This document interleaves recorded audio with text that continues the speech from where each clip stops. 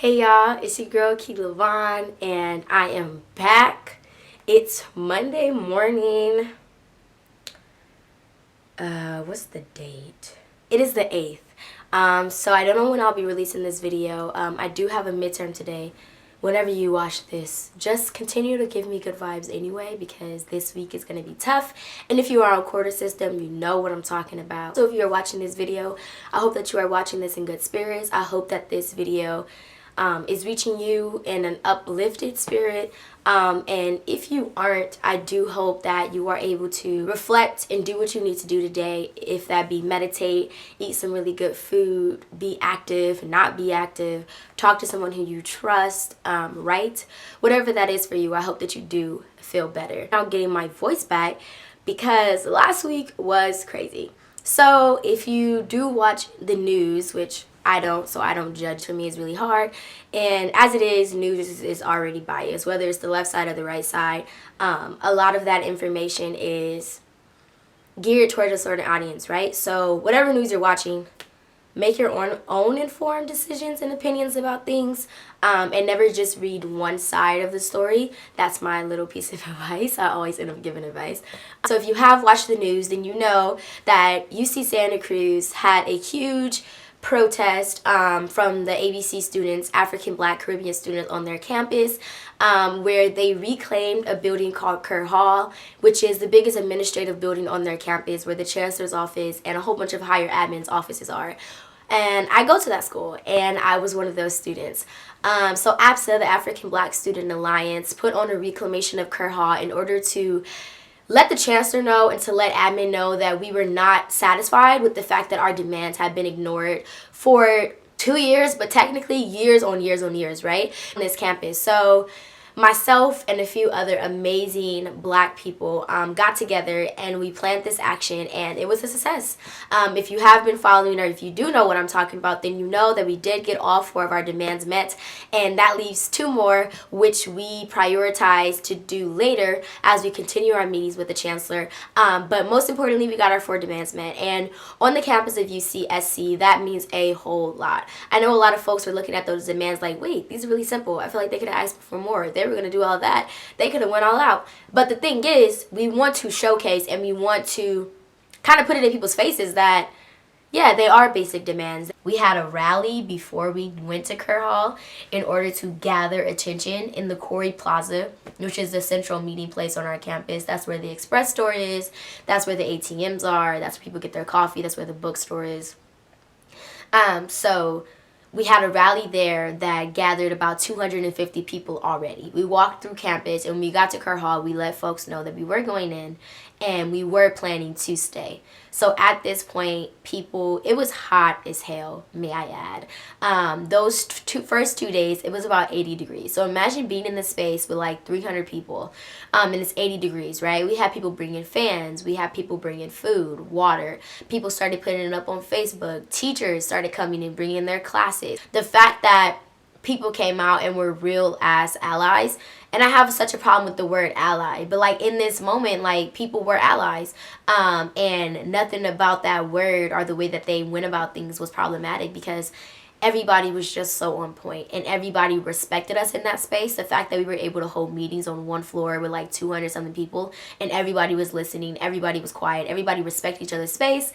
We went over things about consent. We had just community rules for the building in general. So I kind of wanted to make this video in order to talk about the action, but I also want to talk more so about being a first generation student, being low income, and being a student organizer. While student organizers come in at all different capacities, some of those come from 2-parent households, some of those comes from households where their parents were already politically active, where they already are experienced with being organized and joined an organization. Some of those are coming from places where, like, if they do get arrested doing an action like this, they can cause somebody to bail them out. But my experience as a low-income first-generation student coming to a predominantly white institution and finding this obligation to like serve my community, not only at UCSC but like on a larger scale, right? It's really hard, because being a Black student already, your main focus, especially at a school as competitive as UC Santa Cruz, is really to stay on top of your school shit, right? So coming into college, a lot of people were telling me like, oh, I don't want to get involved because I need to focus on my studies, or oh, I'm scared to get involved because what if I start like slacking off in school, or oh, you do too much. In year of college, I co-coordinated with two of my other peers a program called Destination Higher Education at UC Santa Cruz. It comes out of the Office of E2, Engaging Education, and what that program does is it brings up about 30 black students who have been accepted to the campus, and we bring them up for 2 nights and 3 days for free. And what we do is show them our experience on campus as black students. We show them where to get their resources. We put on different workshops. We have speakers come back, different black alum, and it's a really great experience. I came up on DHE, and that's ultimately what made me choose UC Santa Cruz, right? And also how much they needed black people at this school. Given that we are less than 2% at UCSC, and it's a pretty big campus, you can see why there would be such a need, and also why I would feel such an obligation so early. So coordinating that program really kind of tapped me into like being a student organizer, getting involved with the African Black Coalition, being co-chair of the BSU here last year. And I'm not going to say that I've never took any L's like when it comes to school, right? But if anything, being a student organizer, this is also for those of you who are not yet in school, anything has really given me a greater sense of responsibility. That a community is depending on me to stay retained on this campus, and not only on this campus, but in higher ed in general, knowing that a community back home did not have the same privileges or the same people in their corner to get them to where I'm at also is what motivates me. For a lot of reasons why I look at some of my peers or some of my friends and I'm like, yo, you probably would be feeling a better sense of belonging if you were involved. You probably would be more enticed to do your work if you were involved. You probably would find your time here more enjoyable if you were more involved. The protest was led by majority black women, which isn't a surprise if you pay attention to history.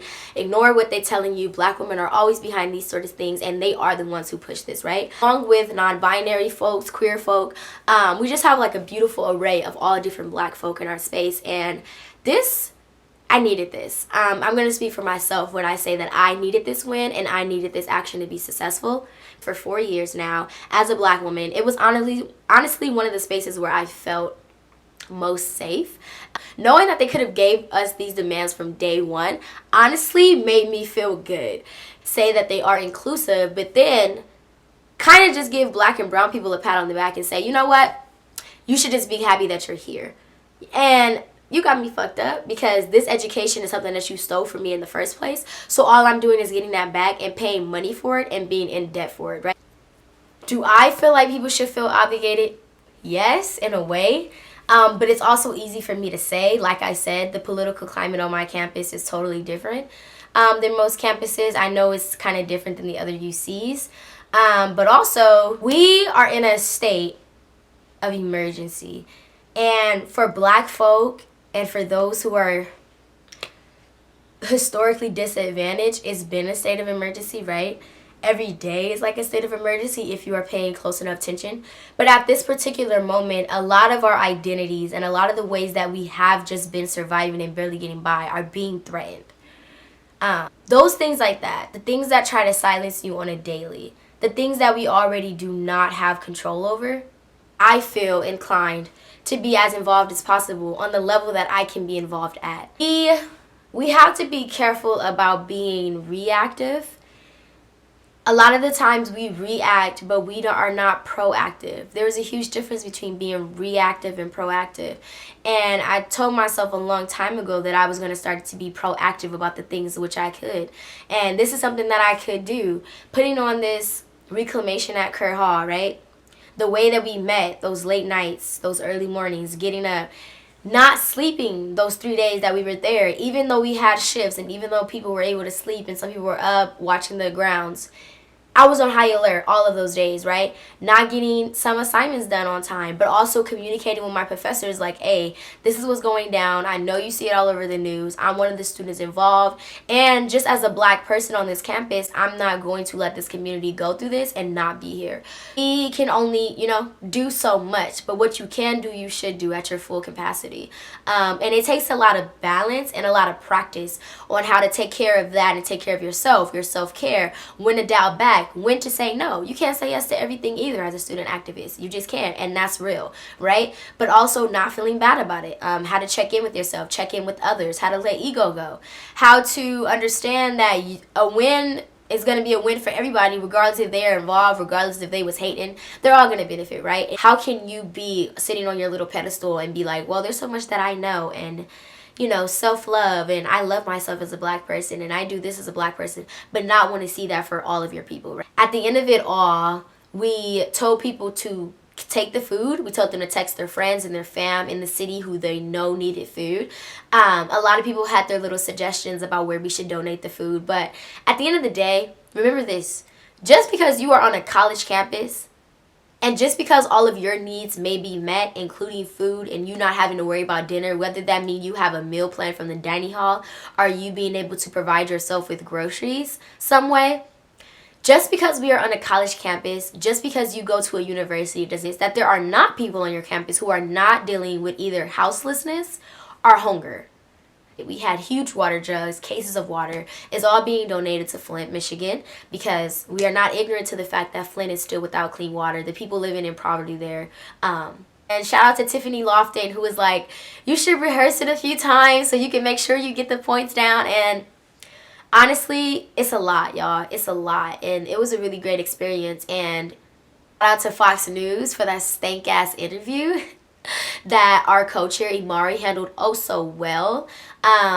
According to Fox News, we are promoting segregation by trying to be blended into the university at a level that shows that they care about our visibility.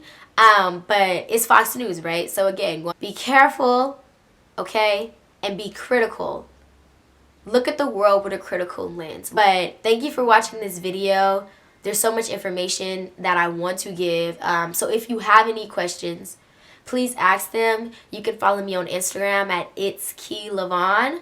Make sure you subscribe, press that red button. If you have an email, a Gmail in particular, that means that you can subscribe to my channel. Have a blessed day, and thank you for watching. Peace.